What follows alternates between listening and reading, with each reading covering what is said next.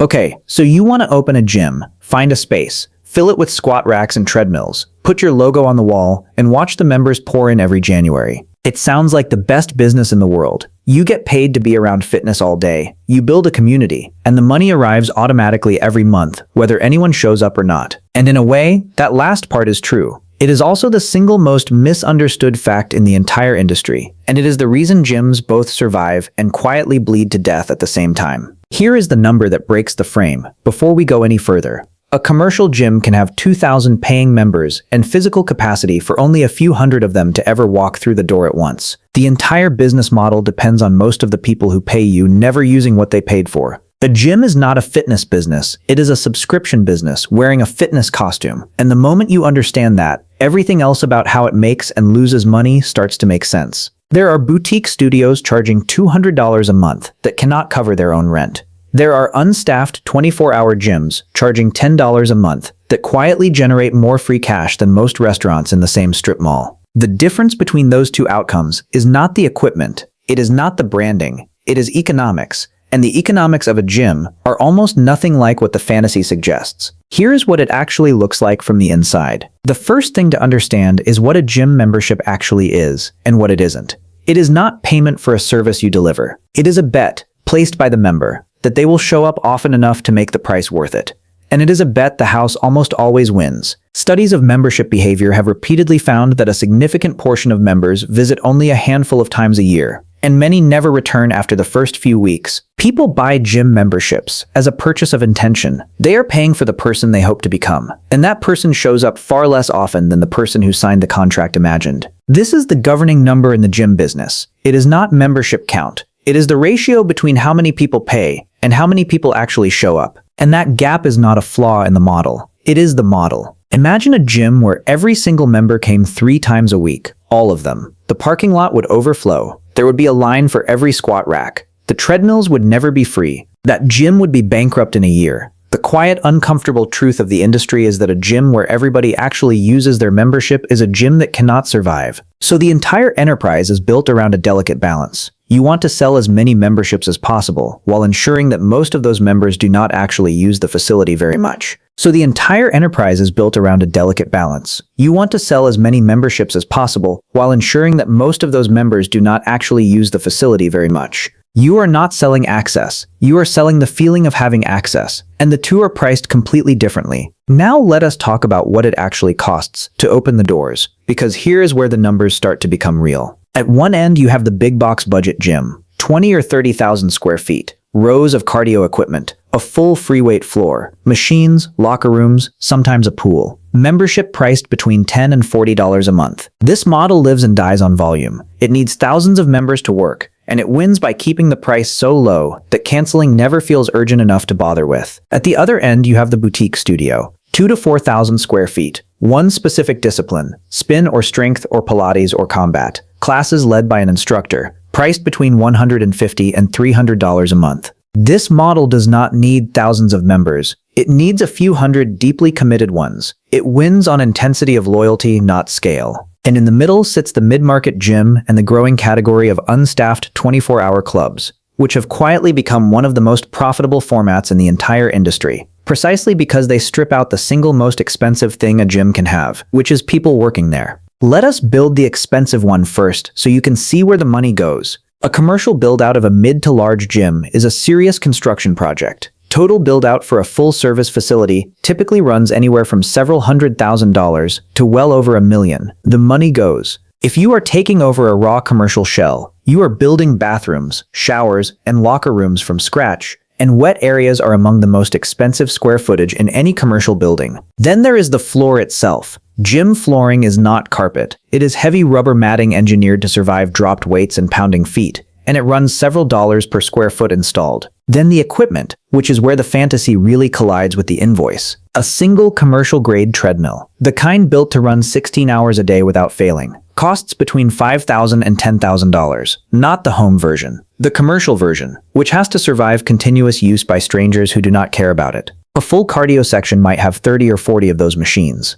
Ellipticals, bikes, rowers, stair climbers, each in the same price range. A single line of cardio equipment can run past $200,000 on its own. Then the strength side. A commercial power rack runs $1,000 to $3,000.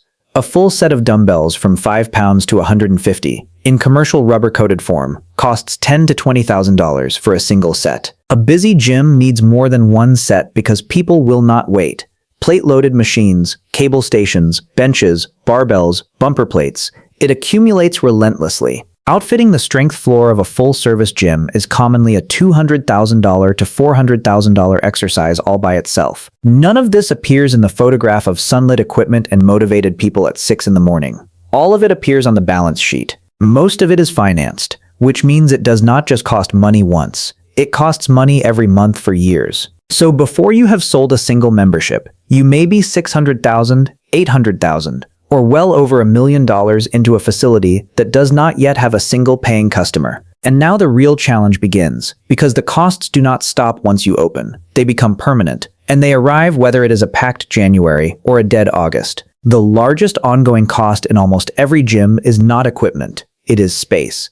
Rent on a commercial box in a decent retail location is enormous, and gyms need a lot of square footage in visible, accessible places. A large gym can pay tens of thousands of dollars a month in rent, and unlike a restaurant that can pack tables to justify the space, a gym cannot pack the floor without destroying the member experience that keeps people paying. The rent is fixed. It arrives on the first of the month whether the gym had 1,000 visits that week or 100. Then labor. A staffed gym runs a front desk, cleaning crew, managers, sometimes personal trainers on payroll, sometimes group instructors. Payroll in a service business is relentless, and it does not scale down when attendance dips. This is exactly why the unstaffed 24-hour model has become so powerful. By replacing human staff with keycard entry, security cameras, and a small cleaning contract, these gyms cut the single largest controllable expense in the business. Heating, cooling, water, and electricity for a full-service facility can run thousands of dollars a month, every month, in perpetuity. Then equipment maintenance, which is a permanent line item, not a one-time cost. Commercial cardio machines are used relentlessly by people who do not own them, and they break. A gym either pays a maintenance contract or pays for repairs as they happen. And either way, keeping a floor of equipment running is a continuous expense that never ends as long as the doors are open. Then insurance, which in a business where people lift heavy objects and run on moving belts, is not optional and not cheap. Liability coverage for a gym has to account for the genuine possibility of injury. Then the software, the payment processing, the marketing, the cleaning supplies, the towel service if you offer one, the music licensing, and the endless small recurring costs that quietly add up to a number far larger than a new owner ever budgets for. The industry eventually settled on the metrics that actually capture whether a gym is working, and they are worth understanding because they explain everything. The first is revenue per square foot. Because space is the largest fixed cost, the fundamental question of a gym's economics is how much revenue each square foot of expensive real estate generates. A boutique studio that fills a small space with high-priced classes can generate enormous revenue per square foot.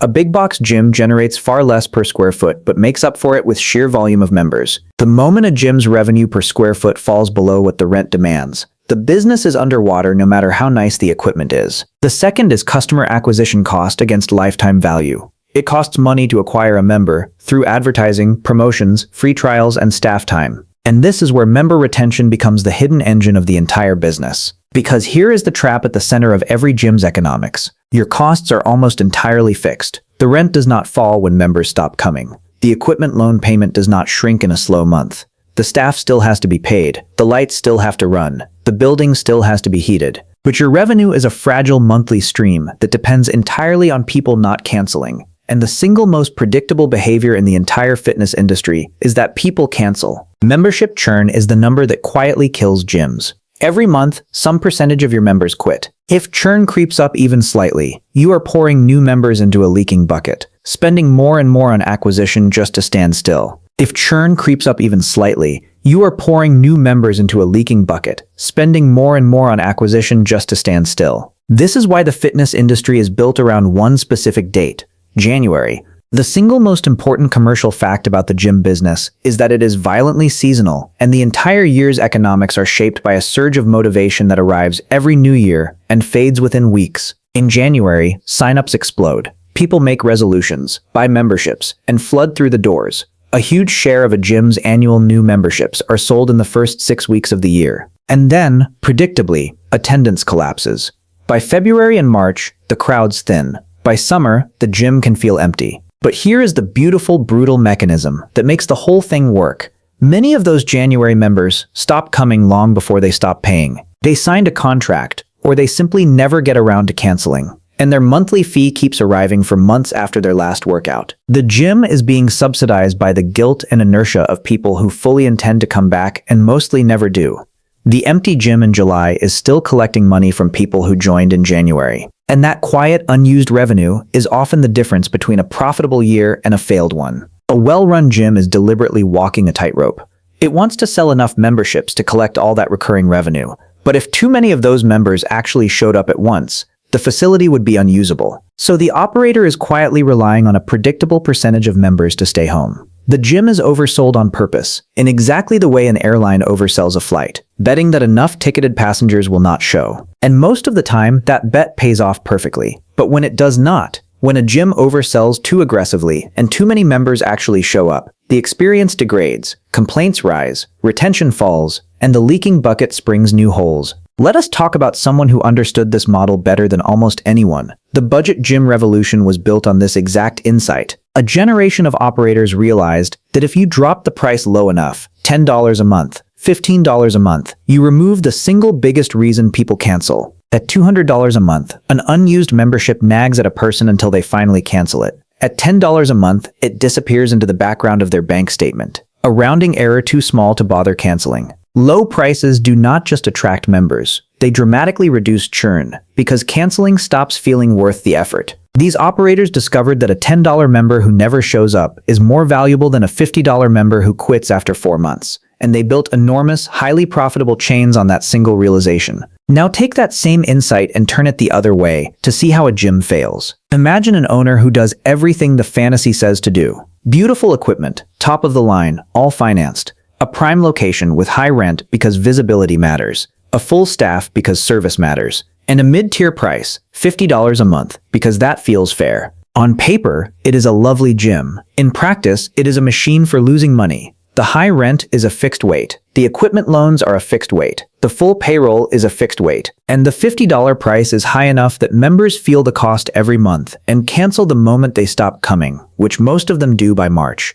Churn runs hot. The January surge papers over the problem for a few months. And then summer arrives. The recurring revenue that should be carrying the quiet months is not there because the members already canceled. And the fixed costs keep arriving with the pitiless regularity of a metronome. The gym is not failing because the equipment is bad or the location is weak. It is failing because the price was set in the one range that maximizes cancellation, while the cost structure was built for a model that requires people to never cancel. The math of the price never matched the math of the costs. So what separates the gyms that work from the ones that fail? It is not the quality of the equipment. Members will tolerate old machines far longer than owners think. It is the relationship between 3 numbers, the fixed cost of the space and the staff, the price point, which secretly controls the churn rate, and the retention that determines whether recurring revenue actually recurs. A gym that gets those 3 into alignment. Low fixed costs match to low prices match to low churn, or high prices match to genuinely high loyalty in a small efficient space, can be one of the most reliable cash-generating businesses in existence. Precisely because subscription revenue is so predictable when the model is right. The richest gym is not the one with the most members or the nicest equipment. It is the one that has engineered the widest possible gap between the number of people paying and the number of people showing up, on a cost base low enough that the fixed weights never crush the fragile monthly stream underneath them. And once you understand that, the whole industry snaps into focus. The $10 sign that seems too cheap to be real. The boutique studio charging more than a car payment. The crowded January and the empty July. The treadmill nobody is using that is still quietly earning its keep. None of it is about fitness. All of it is about the gap between intention and attendance. And the operators who build a business inside that gap rather than fighting against it. Everything else, the mirrors, the music, the motivational posters, the sunlit photo of someone chalking their hands at dawn, is the expensive, deliberate, surprisingly cynical machinery of collecting money from people for the person they hope to become. And if you can build that machine correctly, price it so canceling never feels urgent, keep the fixed costs low enough to survive the quiet months, and fill the gap between the paying and the present, then yes, a gym can quietly print money for years. But that is not what most people are imagining when they think about owning a gym. They are imagining a room full of people getting stronger. The room is real, the people are real, but the business was never about the room. It was about everyone who paid to be in it and stayed home.